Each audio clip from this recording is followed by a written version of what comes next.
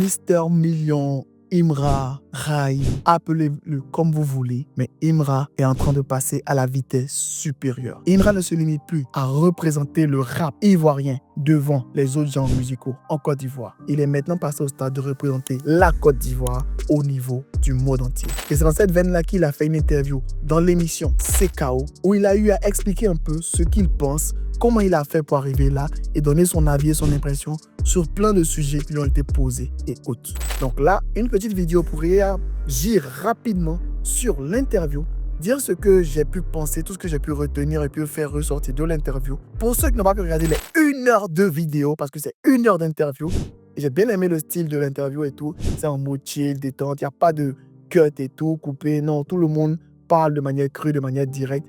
C'est le genre d'interview qu'on veut, on sent que limite c'est comme si on regardait l'interview en direct. Dans cette interview-là, on a eu un Imra qui parlait à cœur ouvert avec les 2 présentateurs qui ont posé des questions comme les internautes veulent les poser de manière directe, de manière franche. Il y a plusieurs sujets qui ont été abordés, comme déjà, premièrement, d'où viennent ses inspirations, comment il a commencé, pourquoi il a commencé, sa rivalité avec Didi B, qu'est-ce qu'il pense de son statut actuel, mais finir par c'est quoi selon lui le secret de sa réussite actuelle. Et pour tous les points, on sent que Imra, il avait besoin de parler. Parce que pour analyser de manière générale l'interview, il y a des moments où il dit des choses, il veut se retenir, mais il refait encore sortir d'autres choses. Parce qu'il n'a pas toujours l'habitude de pouvoir s'exprimer en tant que tel. Déjà, pour ceux qui savent, Imra, beaucoup l'assimile à DJ Arafat. Il a dit dans l'interview aussi qu'on l'assimile à DJ Arafat, mais lui n'est pas DJ Arafat. DJ Arafat, il parlait beaucoup, s'exprimait beaucoup, il faisait direct, mais lui, il est tout le temps renfermé sur lui et toujours dans sa coquille.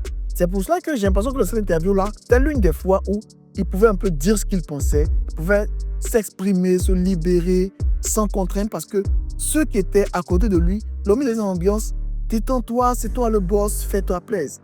Même la manière dont il était positionné, les 2 étaient assis sur les fauteuils et lui, son fauteuil était tellement confortable qu'il pouvait se reposer, se relâcher. Que même dans la configuration de l'interview était faite pour pouvoir faire en sorte qu'il se détende et qu'il puisse parler. Et Imra a parlé librement, ouvertement. D'un moment, il coupait ceux qui posaient les questions parce qu'il avait des choses encore à rajouter et à renchérir sur ce qu'il avait à dire. Et concernant l'interview en elle-même, il y a une chose qui m'a fait titiller lorsque les gens sur Twitter ont dit non, qu'on lui fait une interview, il parle de Didi B, qu'il parle trop de Didi B, qu'il arrête de parler de Didi B. En fait, le jeu de Didi B est venu dans l'interview, pour ceux qui n'ont pas suivi, après une question qu'on lui a posée directement concernant Didi B. Il y avait l'époque de Kiff No Beat, si je comprends bien.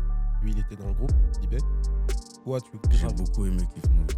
Dans l'interview, là, ils ne sont pas contentés de tout simplement lui poser des questions au rap. Ils lui ont demandé de dire ce qu'il pensait réellement et qu'est-ce qui s'est passé réellement avec Didi B. Et là, Imra a dit que lui, c'est une question de concurrence. Il n'est pas revenu sur l'ancien sujet où on parlait du fait qu'ils étaient ensemble et tout. Il dit non, lui, qu'actuellement, on a fait de concurrence, il n'y a pas d'animosité entre les deux. Que lui, il dit qu'il est le numéro 1, lui, il veut la place de numéro 1 de Didi B. Il n'y a pas fait d'animosité, ils vont se battre et tout. Et en même temps, les fans, je pense qu'ils devaient bien trouver cette partie-là. Pas l'histoire de se battre et autres, il n'y a pas d'effet de violence et tout. C'est juste parce que Didi B dit est le numéro 1. Lui, il veut la place de numéro 1 parce que lui, c'est un compétiteur. Et comme l'a dit dans son son Banger, l'adversité le rend plus fort et il aime cela. C'est pour cela que lui, il est toujours en train de, on va dire, parler de Didi B, attaquer Didi B parce que Didi B est le numéro 1 et lui, c'est cette place de numéro 1 là que lui, il veut à tout prix. Il n'est pas là pour pouvoir juste accompagner le groupe. Et concernant ses débuts de carrière, il n'a pas hésité à parler de comment il a commencé et tout, du fait que lui-même, il enregistrait ses sons et tout ça, et aussi du fait que lui aussi, il fait dans la réalisation. Et c'est lui-même qui a eu à réaliser certains de ses clips et tout.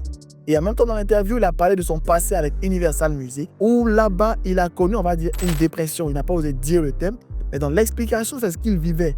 Parce qu'il a eu à prendre des choses et faire des trucs pour pouvoir essayer de passer. Mais lorsque l'album IDK sortait, il était renfermé sur lui-même parce que c'était juste un album pour pouvoir boucler le truc. C'était pas vraiment un album qu'il faisait pour pouvoir se faire plaisir.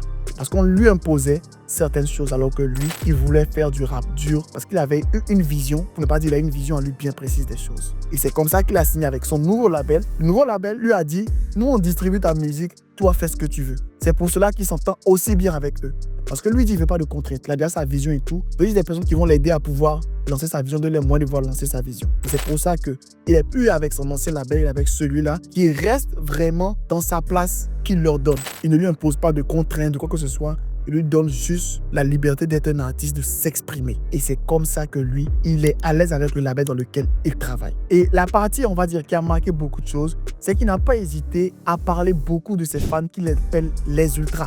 c'est souvent rare de voir quelqu'un parler autant de ses fans dans une interview parce que il a la fanbase, excusez-moi du terme, ça va être un peu péjoratif, la plus toxique, dans le bon sens du terme. Pourquoi la fanbase la plus toxique? Parce que dès que tu parles de Imra, les fans de Imra débarquent en commentaire pour mettre des symboles d'épée, de trucs et autres. Les fans de Imra sont les plus réactifs et tout. Et il a dit aussi que lorsque lui, il a commencé à sortir, on va dire, ses projets qui sont plus rap, c'est pas qu'il a eu à faire des showcases parce que Balou a dit non, il faut faire des showcases. Il dit non, il n'a pas eu à faire tout ça parce que sa musique était totalement différente de ce qui existait déjà en Côte d'Ivoire. Et limite, c'est ses fans qui l'ont mis au pouvoir. C'est ses fans qui l'ont fait imposer dans le paysage audiovisuel ivoirien. Et ses fans qui l'ont réclamé partout et c'est pour ça qu'on l'appelait. Donc lui, il se sent redevable plus à ses fans qu'à n'importe qui. Et en même temps, je pense qu'à travers ça, il répond à la question du fait que les gens disent non, pourquoi il dit c'est fait tout seul, quelqu'un qui l'aide et tout. C'est parce qu'il sait que la véritable aide est venue de personnes qui sont les personnes qui ont le moins de moyens financiers. Sont venues de personnes qui ont plus l'amour de la chose. Et là, je profite pour rebondir sur l'interview qu'il a fait à Brut pour dire que c'est les gens de la rue qui sont les vrais fans. Parce que eux, ils aiment sincèrement, ils aiment réellement. Et comment il a fait pour les séduire? C'est là qu'il a donné, on va dire, le secret. Pour dire son secret pour y arriver, c'est le fait d'utiliser des expressions dans lesquelles ces gens-là se reconnaissent. Et lui, son objectif dans la musique, c'est pas de faire un son qui va faire danser les gens en boîte. C'est de faire un son et tout le monde pourra comprendre. Le chauffeur de Baka, la maman qui n'est jamais allée, on va dire, à l'école, les gens qui n'ont pas fait les longues études, tout le monde peut comprendre. Et même les gens qui ont fait de grandes études. Je prends un exemple banal comme ça. Moi, de mon côté, je maîtrise très peu le Nushi parce que je ne l'utilise pas souvent. Mais je comprends quelques mots en Nushi. Quelques mots en Nushi me font des références. Et même que ce soit en France ou en dehors de la Côte d'Ivoire ou même du continent africain, plein de personnes maîtrisent les expressions Nushi. Donc, les termes Nushi et les mots Nushi sont parlants. Et c'est un peu ce qui fait la particularité d'Aya Nakamura. Elle parle dans le nargot des jeunes. Les vieux disent qu'elle raconte n'importe quoi. Mais les jeunes se reconnaissent. C'est pour ça qu'elle a finalement pris la place de Queen de la musique. Et c'est ça en fait que Imra dit qu'il a étudié.